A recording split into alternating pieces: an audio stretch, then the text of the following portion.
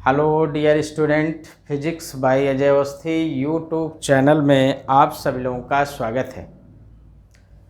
आज हम लोग बार मैग्नेट के विषय में पढ़ेंगे कि बार मैग्नेट के कारण किसी पॉइंट पर बार मैग्नेट को ही हम मैग्नेटिक डाइपोल कहते हैं, चुंबकीय द्विध्रुव कहते हैं। तो चुंबकीय द्विध्रुव मैग्नेटिक डाइपोल से किसी बिंदु पर से कुछ दूरी पर कोई बिंदु हम P सपोज करेंगे, वहाँ पर हम मैग्नेटिक फील्ड कैलकुलेट करेंगे।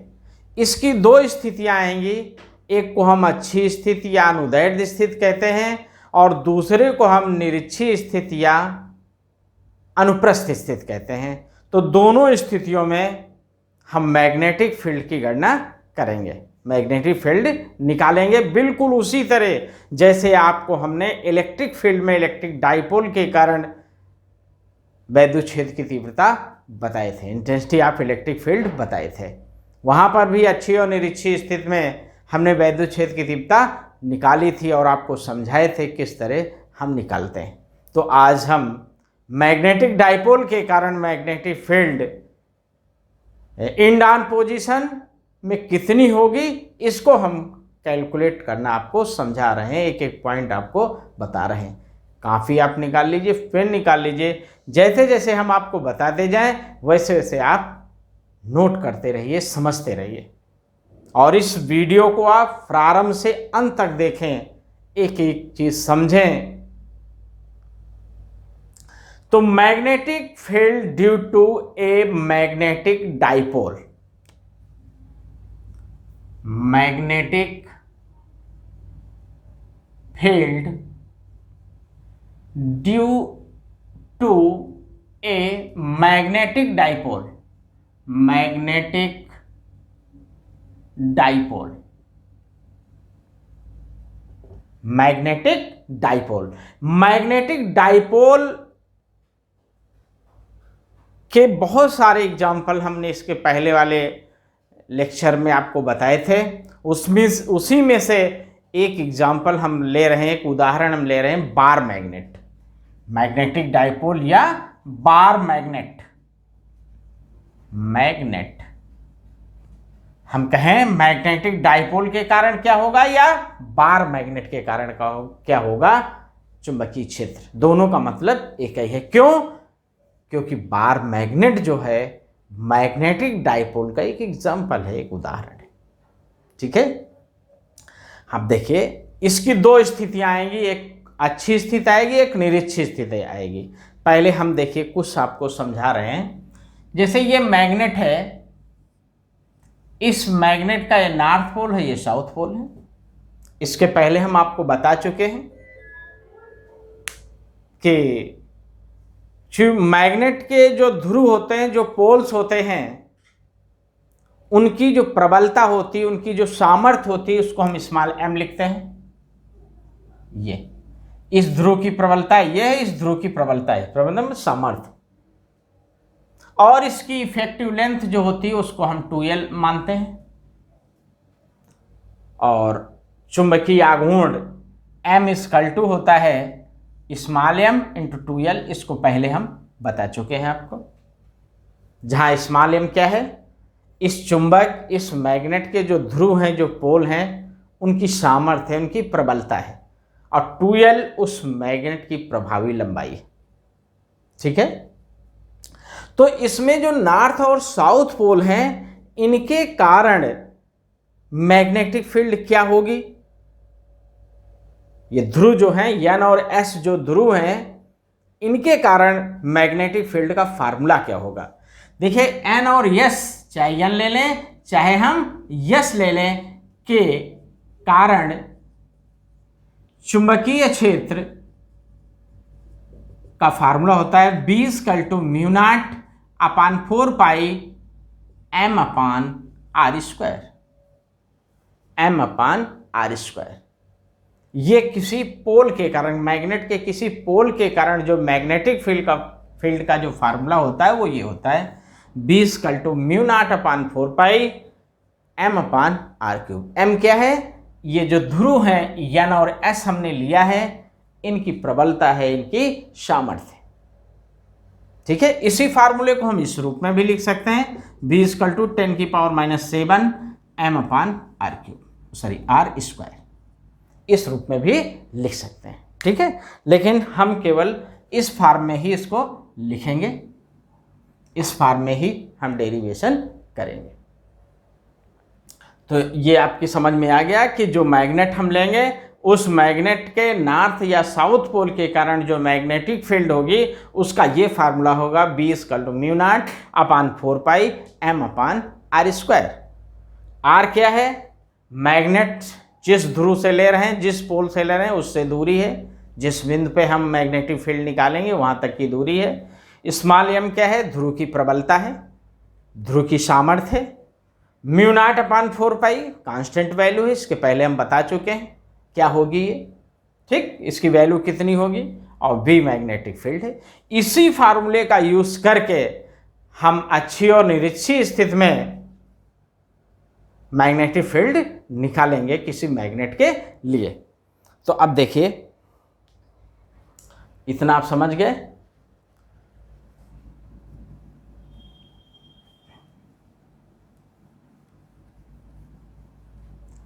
हाँ, तो हमने बताया कि ये बार मैग्नेटिक डाइपोल के कारण जो मैग्नेटिक फील्ड होगी वो दो स्थितियों में निकलेगी, दो पोजीशन पे निकलेगी।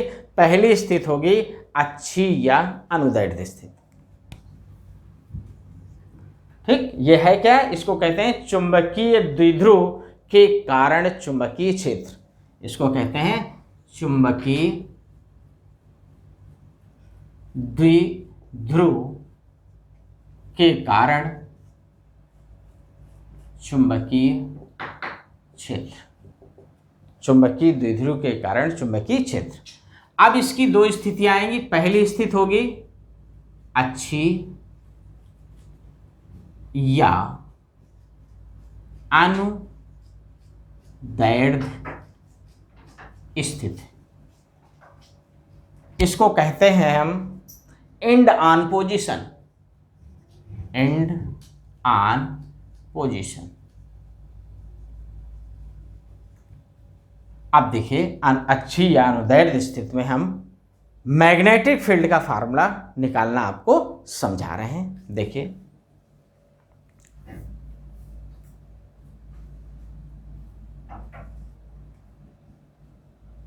ये हमने मैग्नेट ले लिया, ये इसका नॉर्थ पोल है, ये इसका साउथ पोल है। ये मैग्नेट हमने ले लिया, इसकी ये इफेक्टिव लेंथ, प्रभावी लंबाई 2L है, ये इतनी। ठीक, ये पॉइंट हमने इसका मिड पॉइंट मान लिया O। इससे O से S तक की दूरी L होगी और O से N तक की दूरी L होगी। ठीक, हमने मान लिया है कि इस मैग्नेट से R डिस्टेंस पर कोई पॉइंट P है जहां पे हमें इस मैग्नेट, इस बार मैग्नेट जिसको हम मैग्नेटिक डाइपोल कहते हैं, इस मैग्नेटिक डाइपोल, क्योंकि ये मैग्नेट क्या है? एक मैग्नेटिक डाइपोल है। इस मैग्नेटिक डाइपोल से P पॉइंट पर, R दूरी पर जो P पॉइंट है वहां पे हमें मैग्नेटिक फील्ड निकालनी है कि इस डाइपोल, मैग्नेटिक डाइपोल के कारण इस P बिंदु पर मैग्नेटिक फील्ड कितनी होगी, चुंबकीय क्षेत्र कितना होगा। ठीक है, अब देखिए, हमने मान लिया कि इस मैग्नेट के मध्य बिंदु से P तक की दूरी R है, इस N से O तक की दूरी L है, तो ये जो डिस्टेंस होगी ये होगी R - L, मीन्स N पोल जो है वो P से R - L डिस्टेंस पर होगा। ठीक, और S कितने डिस्टेंस पे होगा, S को भी देख लीजिए। यहां से यहां तक की डिस्टेंस R है और यहां से यहां तक की डिस्टेंस L है, तो टोटल डिस्टेंस हो जाएगी R + L। ये हो गया, इस R में से हमने इतना L जोड़ दिया तो S से लेकर P तक की डिस्टेंस निकल आई, दूरी निकल आई। ठीक है, अब देखिए, यहां पर नॉर्थ पोल से ऐसे चुंबकीय बाल रेखाएं निकलती हैं ऐसे, चलती हुई फिर साउथ पोल में आती हैं। तो यहाँ पे नॉर्थ पोल के कारण जो मैग्नेटिक फील्ड होगा उसकी डायरेक्शन ये होगी। नॉर्थ पोल से चुंबकीय बल रेखाएं ऐसे चलती हैं, ऐसे वापस होते हुए साउथ पोल की ओर आते हैं। तो हमने मान लिया कि एन पोल के कारण जो मैग्नेटिक फील्ड है वो V1 है, और एस पोल के कारण जो मैग्नेटिक फील्ड है वो हमने मान लिया V2। तो N के कारण जो मैग्नेटिक फील्ड होगी वो ये होगी, और S के कारण जो होगी वो ये होगी, इसको हमने V2 कह दिया। एस पोल के कारण मैग्नेटिक फील्ड को हमने V2 माना, N के कारण हमने मैग्नेटिक फील्ड को V1 माना। ठीक है, और इस B पॉइंट पर हमें B निकालना है कि टोटल मैग्नेटिक फील्ड कितना होगा, उसको कैलकुलेट करना है। हम जानते हैं किसी पोल के कारण मैग्नेटिक फील्ड का फार्मूला होता है V = μ0/4π m/r²। अभी हम बता चुके हैं, इसी फार्मूले का उपयोग हम करते हुए P पॉइंट पर मैग्नेटिक फील्ड निकालेंगे। ठीक है, लिखेंगे कि ऐसे लिखेंगे, माना इस बार मैग्नेट की ध्रुव की सामर्थ्य स्मॉल m, लिखेंगे माना एक बार मैग्नेट है, एक दंड चुंबक है, उस दंड चुंबक के n ध्रुव की प्रबलता m है और उस दंड चुंबक की प्रभावी लंबाई 2l है। ठीक, इतनी चीज आप नोट कर लेंगे। फिर लिखेंगे आप कि चुंबकीय द्विध्रुव में n से बिंदु P की दूरी r-l है। लिखेंगे मैग्नेटिक डाइपोल चुंबकीय द्विध्रुव के n से के ध्रुव n से बिंदु P की दूरी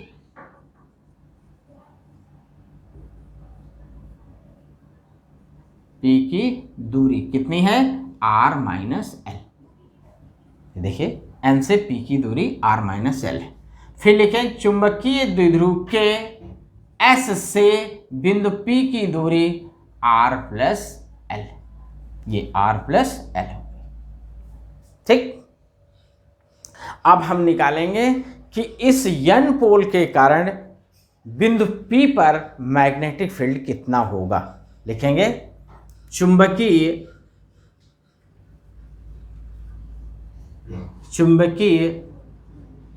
द्विध्रुव के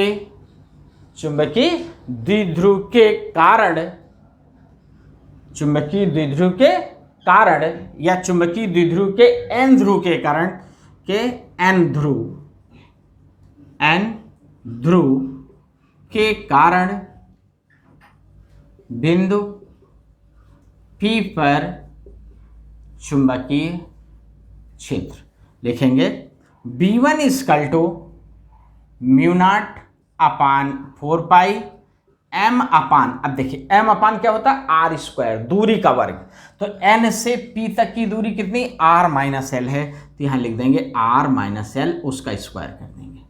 और यहां पर जो P पॉइंट पर n के कारण मैग्नेटिक फील्ड किधर की ओर है, ऐसे देखिए V1 ऐसे, तो लिखेंगे n2p, दिशा क्या होगी, दिशा होगी n2p, मतलब चुंबकीय क्षेत्र की दिशा होगी n से p की ओर। देखिए n से p की ओर तो है, देखिए V1 ऐसे है, n से p की ओर, ये लिख लिया आपने।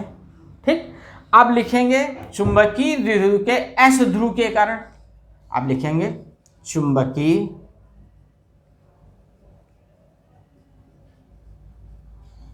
चुंबकीय द्विध्रुव के s ध्रुव के कारण बिंदु P पर चुंबकीय क्षेत्र। तो ये लिखा जाएगा V2 = μ0/4π m/, अब देखिए S बिंदु से P तक की दूरी कितनी है, R प्लस एल। तो जहां दूरी है वहां पे ये R की जगह हम क्या लिख देंगे, R प्लस एल का स्क्वायर है, स्क्वायर कर देंगे। अब यहाँ पे दिशा देखिए क्या होगी, यहाँ पे दिशा होगी P से S की ओर, P टू S, ये दिशा होगी P से S की ओर। ये देखिए B टू P से S की ओर। बात समझ में आ गई। तो दो दिशाएं आपको, दो वैल्यू B1 B2 आपको मालूम हो गई, और N और S के कारण जो B1 B2 की दिशाएं हैं वो भी हमने आपको समझा दी। चूँकि N से ऐसे चुंबकीय बल रेखाएं निकलती हैं, ऐसे ऐसे प्रवेश करते हुए फिर इधर की ओर आती हैं ऐसे, ठीक। तो B1 जो होगा उसकी दिशा इधर की ओर होगी, इसकी दिशा इधर की ओर होगी, ठीक। ये B1 B2 निकल आया। अब हमें बिंदु P पर परिणामी चुंबकीय क्षेत्र निकालना। परिणामी क्षेत्र मतलब कुल चुंबकीय क्षेत्र। लिखेंगे बिंदु P पर परिणामी चुंबकीय क्षेत्र। अब परिणामी चुंबकीय क्षेत्र देखिए, बिंदु P पर परिणामी चुंबकीय क्षेत्र B बराबर। अब चूंकि P पर B1 और B2 की दिशाएं क्या हैं, विपरीत हैं, और मैग्नेटिक फील्ड वेक्टर क्वांटिटी है, जब दोनों विपरीत हैं तो रिजल्टेंट निकालने के लिए एक में दूसरे को हम सब्ट्रैक्ट कर देंगे, क्योंकि अपोजिट डायरेक्शन पे है। अब प्रश्न आता है किसको किस में सब्ट्रैक्ट करेंगे, किसको किस में घटाएंगे, तो हमेशा ज़्यादा में कम वाली चीज़ घटाई जाती है। तो दोनों के फार्मूले B1 B2 देखिए कौन ज़्यादा कौन कम। देखिए इसमें हर की वैल्यू R माइनस एल है, इसमें हर की वैल्यू R प्लस एल है, ठीक है। तो इसमें कम है तो B1 ज़्यादा होगा, इसमें ये चीज़ ज़्यादा है तो B2 कम होगा। तो लिखा जाएगा B1 माइनस B2, यहाँ लिख देंगे B1 ग्रेटर देन B2। हमने सब्ट्रैक्ट इसलिए किया है क्योंकि B1 की वैल्यू B2 से ज़्यादा है, ठीक। अब वैल्यू रख दीजिए। अब लिखेंगे B इक्वल टू B1 मतलब mu naught upon 4 pi M upon R minus L का whole square minus B2 mu naught upon 4 pi M upon R plus L का होल स्क्वायर। इतनी चीज़ समझ गए। इतनी चीज़ आप जल्दी से नोट कर लीजिए, फिर आगे हम आपको समझाएं। जल्दी से नोट करिए। नोट कर लिया।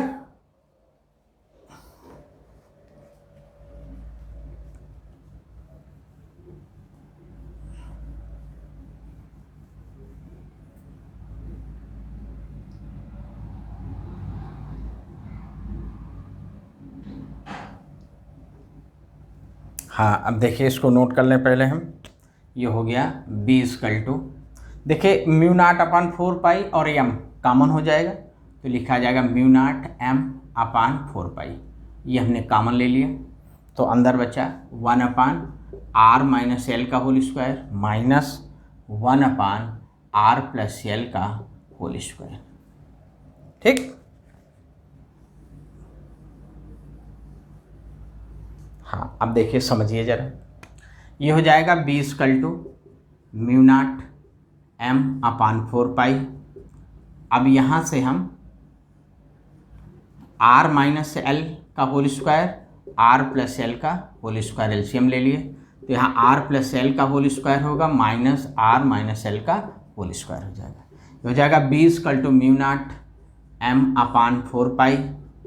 ये हो जाएगा, देखिए नीचे जो चीज़ लिखी है उसको हम लिख दें R माइनस एल और R प्लस एल का होल स्क्वायर, और ऊपर ए स्क्वायर माने बी स्क्वायर का फार्मूला लगा दें, तो ए स्क्वायर माने बी स्क्वायर बराबर होता है A plus B A minus B. तो हो जाएगा R plus L plus R minus L, दूसरे ब्रैकेट में R plus L minus R plus L. देखिए इसको इसमें जब सब्ट्रैक्ट करेंगे तो ये माइनस से आर माइनस हो जाएगा और ये माइनस माइनस प्लस हो जाएगा। अब देखिए इसमें यहाँ एल से एल कट जाएगा, यहाँ आर से आर कट जाएगा, यहाँ नीचे A minus B A plus B, तो हम A square minus B square का फार्मूला लगा देंगे। तो ये हो जाएगा B equal to mu naught M upon 4 pi, और ये हो जाएगा R square minus L square का होल स्क्वायर, और ऊपर ये हो जाएगा 2r और यहाँ हो जाएगा 2l, ठीक। इतनी चीज़ समझ गए। अब देखिए आगे।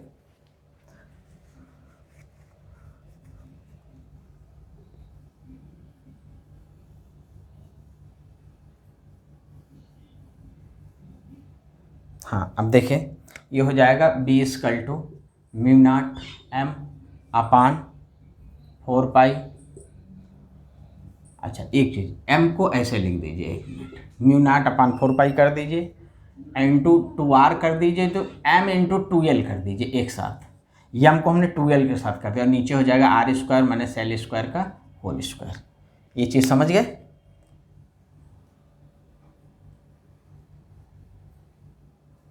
हाँ, अब देखिए हम जानते हैं कि यम इंटू 2l को हम कैपिटल एम लिखते हैं। इस कैपिटल एम को कहते हैं मैग्नेटिक डाइपोल मोमेंट, चुंबकीय द्विध्रुव आघूर्ण। इसको कहते हैं चुंबकीय द्विध्रुव आघूर्ण। ठीक, magnetic dipole moment, magnetic dipole moment, magnetic dipole moment, या केवल इसको चुंबकीय आघूर्ण भी कहते हैं। इसको केवल चुंबकीय आघूर्ण भी लिखते हैं, चुंबकीय आघूर्ण, मैग्नेटिक डाइपोल मोमेंट, चुंबकीय आघूर्ण, मैग्नेटिक मोमेंट भी केवल लिखते हैं। तो ये हो जाएगा B equal to mu naught upon 4 pi 2r into capital M upon R square minus L square का होल स्क्वायर। कैपिटल एम, अब पहले स्मॉल एम था, स्मॉल एम क्या है? ध्रुव की प्रबलता, सामर्थ्य। और कैपिटल एम क्या है? वो जो मैग्नेटिक डाइपोल हमने लिया, जो बार मैग्नेट हमने लिया, जो दंड चुंबक हमने लिया, उसका चुंबकीय आघूर्ण। अब लिखेंगे जो L की वैल्यू है वो R की तुलना में बहुत कम है, मीन्स R की वैल्यू L की तुलना में बहुत ज्यादा है। ठीक है, L very very less than R। ठीक, L का मान R की तुलना में बहुत कम है, इसलिए L स्क्वायर का मान बहुत कम होगा, कम होगा L स्क्वायर पद छोड़ने पर। इसलिए इस पद को हम क्या करेंगे? छोड़ देंगे, एल स्क्वायर टर्म को छोड़ देंगे। तो हो जाएगा B equal to mu naught upon 4 pi 2r into capital M upon I square की पावर 2। एल स्क्वायर टर्म हट जाएगा तो ये आ जाएगा, ये हो जाएगा B equal to mu naught upon 4 pi 2r capital M upon R की पावर 4। इतनी चीज समझ गए? ये पूरी चीज समझ में आ गई। एल स्क्वायर टर्म हमने क्यों हटा दिया? क्योंकि एल का मान आर की तुलना में कम है, तो एल स्क्वायर का मान और कम होगा। कम चीज का अगर स्क्वायर किया जाता तो उसकी वैल्यू और कम हो जाती, इसलिए एल स्क्वायर टर्म को हटा देंगे। अब देखिए आगे,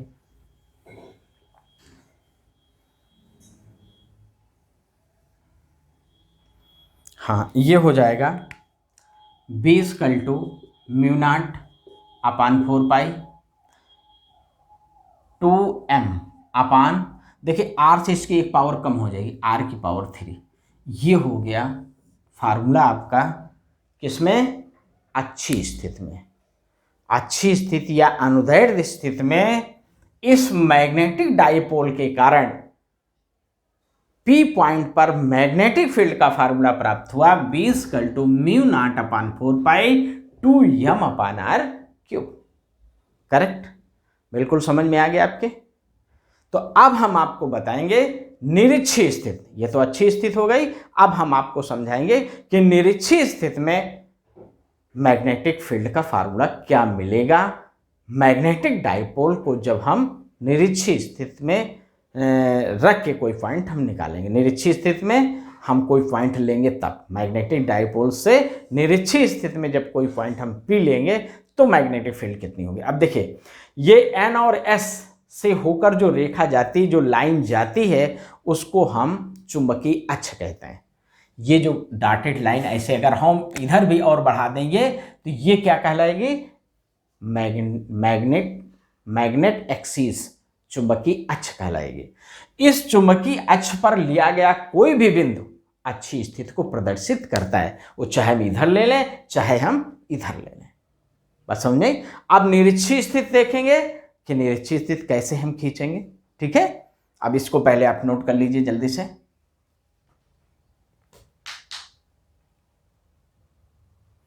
हाँ, नोट कर लिया इसको, समझ गया बिल्कुल। अच्छा, अब देखिए आगे।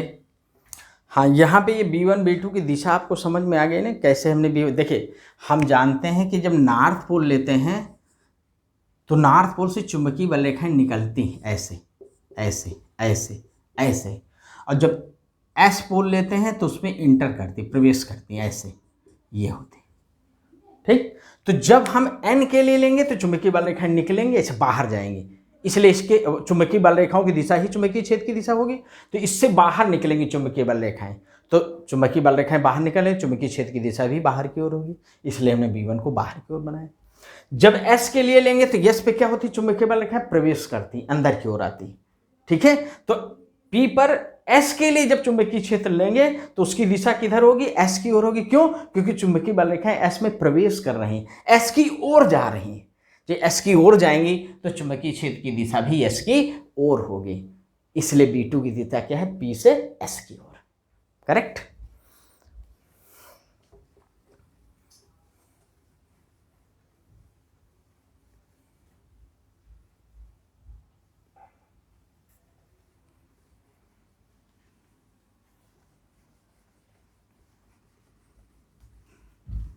हाँ, अब देखें, अब हम बताने जा रहे हैं निरक्षीय स्थिति।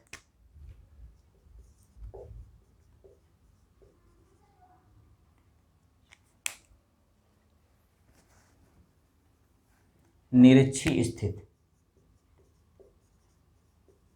निरक्षीय स्थिति या अनुप्रस्थ स्थिति, अनुप्रस्थ स्थिति। ठीक ठीक। अब देखिए, अनिरक्षीय स्थिति या अनुप्रस्थ स्थिति कैसे बनेगा, इसमें मैग्नेटिक फील्ड हम कैसे निकालेंगे।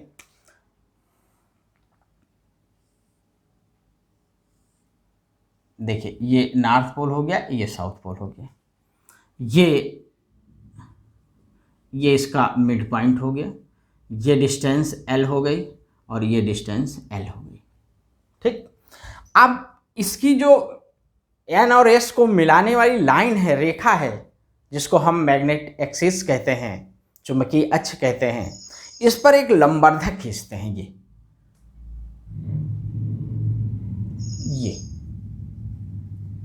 ये लंबवर्धक हमने खींच दिया, और इस लंबवर्धक पर लिया गया कोई भी बिंदु निरक्षीय स्थिति को प्रदर्शित करता है या अनुप्रस्थ स्थिति को प्रदर्शित करता है। तो यहां पे हमने P बिंदु ले लिया, ये जहां पे हमें मैग्नेटिक फील्ड इस मैग्नेटिक डाइपोल के कारण निकालना है, इस दंड चुंबक के कारण निकालना है, क्योंकि दंड चुंबक चुंबकीय द्विध्रुव का एक उदाहरण है।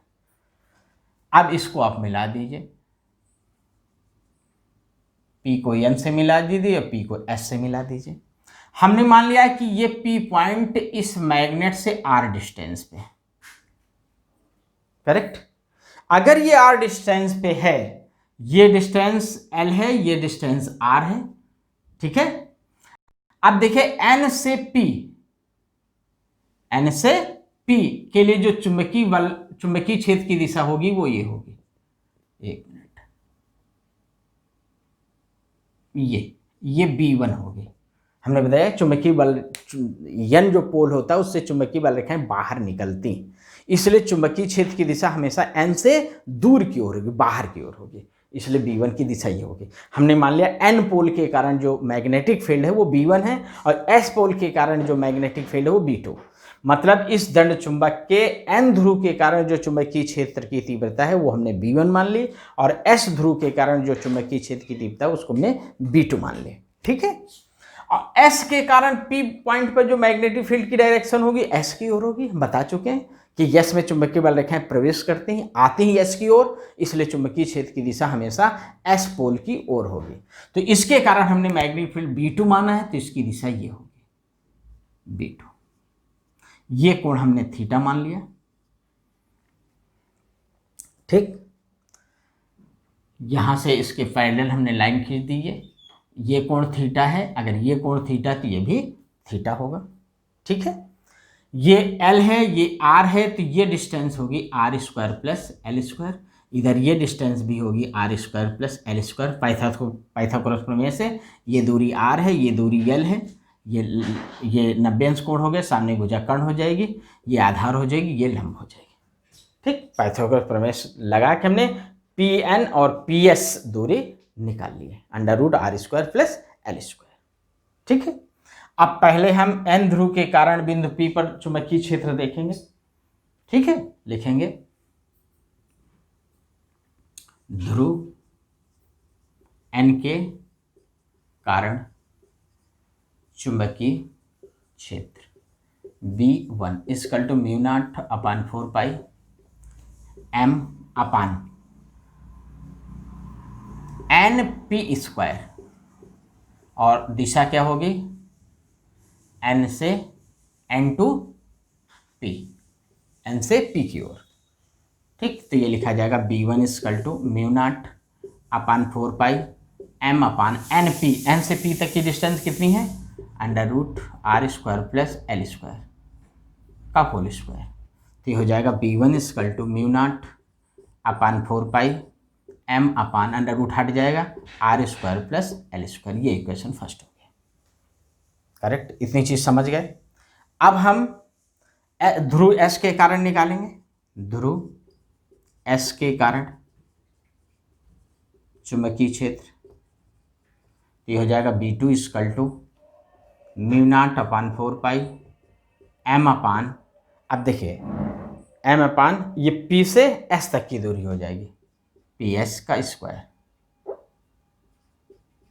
तो ये हो जाएगा B2 equal to μ0/4π m upon √r² plus l² का होल स्क्वायर। तो ये हो जाएगा B2 इक्वल टू μ0/4π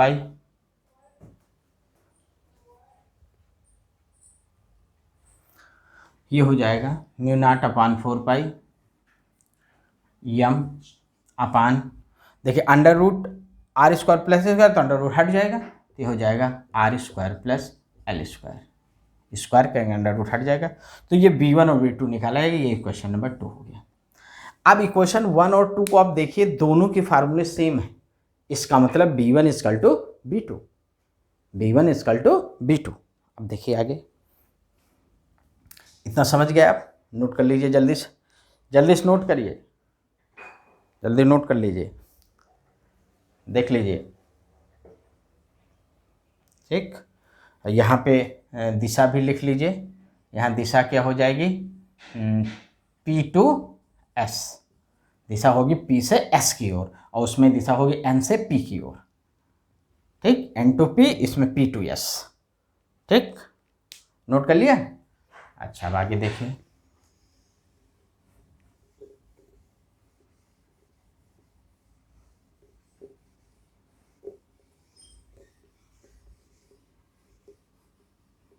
हाँ अब देखिए, लिखेंगे from equation first and second B1 equal to B2 equal to μ0/4π और m upon r² plus l²। ये मिल गया आपको। अब देखिए P पॉइंट पर हम magnetic field, resultant magnetic field कितना होगा, परिणामी चुंबकीय क्षेत्र कितना होगा। ठीक है, अब देखिए निकालने के लिए क्या करेंगे, आप इससे इस पर लंब डाल दीजिए, कंपोनेंट निकालेंगे। P पॉइंट हो गया, इसको आप N पॉइंट कह दीजिए, नहीं N हो चुका, इसको आप जो है S पॉइंट कह दीजिए, इसको आप T पॉइंट कह दीजिए। ठीक, तो ये ट्रेंगल आपका हो गया TSP। इस ट्रेंगल से देखिए, ये लिखा जाएगा cos थीटा इक्वल टू, ये लंब हो जाएगा, और ये 90 डिग्री कर्ण हो जाएगा, ये आधार हो जाएगा, आधार PS अपान PT, ये हो जाएगा cos theta equal to PS upon B1। तो PS इक्वल टू हो जाएगा B1 cos थीटा। ये एक कंपोनेंट हो गया PS cos थीटा। ठीक, इसी तरह ये B2 के लिए भी निकाल लेंगे थीटा कोण से, ये यहाँ पर भी आप ऐसे परपेंडिकुलर लाइन ऐसे खींच लीजिए, तो ये निकलेगा आपका cos theta equal to PS upon, ये हो जाएगा, इसको कोई पॉइंट कह दीजिए Q, ये हो जाएगा P S upon P Q. तो ये हो जाएगा P S is equal to P Q cos theta. तो ये हो जाएगा P S is equal to P Q किसको रिप्रेजेंट करेगा, बी टू को, ये हो जाएगा बी टू कॉस थीटा। तो इस तरह दो कंपोनेंट आपको पी से ये कोई पॉइंट मान लीजिए आर, पी से आर की दिशा में B1 और B2 के दो कंपोनेंट मिल गए जिसको हम हॉरिजॉन्टल कंपोनेंट कहेंगे, B1 cos थीटा और B2 cos थीटा। और वर्टिकल कंपोनेंट भी मिलेगा, एक इधर की तरफ एक इधर की तरफ, जो एक दूसरे के प्रभाव को समाप्त कर देंगे। तो यहां पर जो B1 साइन थीटा और B2 साइन थीटा निकलेगा वो नहीं लिया जाएगा, समझ गए। B1 इधर की दिशा में जो लगेगा वो B1 साइन थीटा लगेगा। तो B1 साइन थीटा इधर लगेगा और B1 साइन थीटा इधर भी लगेगा, जो एक दूसरे के प्रभाव को समाप्त कर देंगे। तो यहाँ पर रिजल्टेंट मैग्नेटिक फील्ड निकालने के लिए ये दो हॉरिजॉन्टल कंपोनेंट लेंगे जो P से R की दिशा में हैं, जो इस मैग्नेट के पैरेलल है। तो यहाँ पर जब रिजल्टेंट मैग्नेटिक फील्ड निकालेंगे, परिणामी चुंबकीय क्षेत्र निकालेंगे, तो यहाँ पे लिखेंगे B1 cos theta and B2 cos theta. ये इस दिशा में दो घटक हो गए, B1 cos थीटा और B2 cos theta, B1 cos theta और B2 cos थीटा। तो लिखेंगे बिंदु P पर परिणामी चुंबकीय क्षेत्र B equal to B1 cos theta plus B2 cos theta. ठीक, अब देखिए ये लिखा जाएगा B equal to B1 B2 क्या है, सेम है, तो B1 cos theta plus B2 की जगह भी लिख देंगे B1 cos थीटा। तो ये हो जाएगा 2B1 cos थीटा। ठीक, अब cos थीटा की वैल्यू निकाल लीजिए आप इस ट्रेंगल से, ट्रेंगल PON से। cos थीटा इक्वल टू होगा आधार होगा NO अपान आधार बटे कर्ण, और कर्ण होगा ये NP। तो ये हो जाएगा NOL हो जाएगा अपान अंडर रूट NP होगा R square plus L square. ये cos थीटा की वैल्यू निकालेगी, L upon under root R square plus L square यहाँ रखेंगे हम। तो ये हो जाएगा B इक्वल टू 2B1 की वैल्यू रख दीजिए, mu naught upon 4 pi M upon R square plus L square into cos theta की value L upon under root R square plus L square. तो ये लिखा जाएगा B equal to mu naught upon 4 pi M into 2L upon R square plus L square, और ये हो जाएगा R square plus L square की power 1/2। तो ये हो जाएगा B equal to mu naught upon 4 pi, और M इंटू 2L की जगह हम कैपिटल M लिख देंगे। हम जानते हैं कि M into 2L equal to capital M, और कैपिटल M को हम बता चुके क्या है, चुंबकीय द्विध्रुव आघूर्ण या चुंबकीय आघूर्ण, मैग्नेटिक डाइपोल मोमेंट। तो ये हो जाएगा इतना अपान दोनों ये चीज़ और ये चीज़ गुणा में घाते जुड़ जाएंगे, तो R square plus L square की पावर हो जाएगा 3/2। ये पावर 1 है, ये 1/2 जुड़ेगी, 3/2 हो जाएगी। इतनी चीज़ समझ गए, नोट करिए जल्दी से।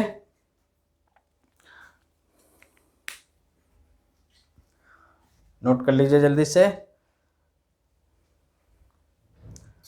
नोट हो गया। अच्छा, अब आगे देखिए।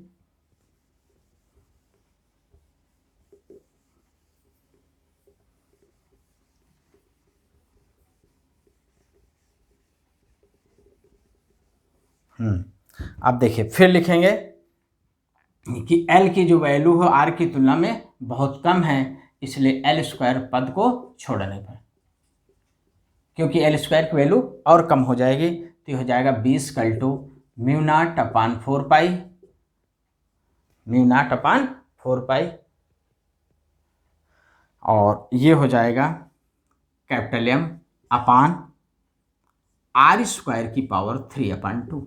ये 2 से 2 कट जाएगा, तो B इक्वल टू हो जाएगा mu naught upon 4 pi M अपान R³। ये फार्मूला आपको प्राप्त हो गया निरक्षीय स्थिति में।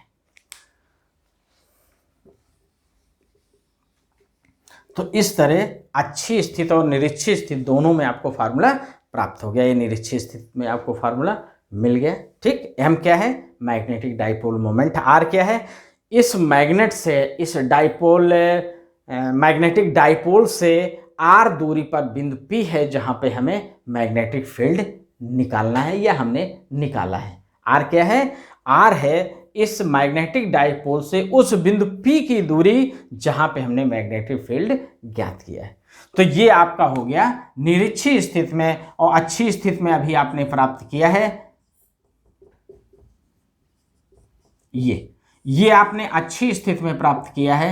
ये अच्छी स्थिति का फार्मूला हो गया और ये निरीक्षित स्थिति का फार्मूला हो गया। हम देख क्या रहे हैं कि अच्छी स्थिति में जो मैग्नेटिक फील्ड है, जो चुंबकीय क्षेत्र की तीव्रता है, वो निरीक्षित स्थिति में चुंबकीय क्षेत्र की तीव्रता की 2 गुनी है। मतलब अच्छी स्थिति में दंड चुंबक के कारण अच्छी स्थिति में जो चुंबकीय क्षेत्र की तीव्रता होती है वो निरीक्षित स्थिति में चुंबकीय क्षेत्र की तीव्रता की 2 गुनी होती है। दोनों फार्मूले से स्पष्ट है।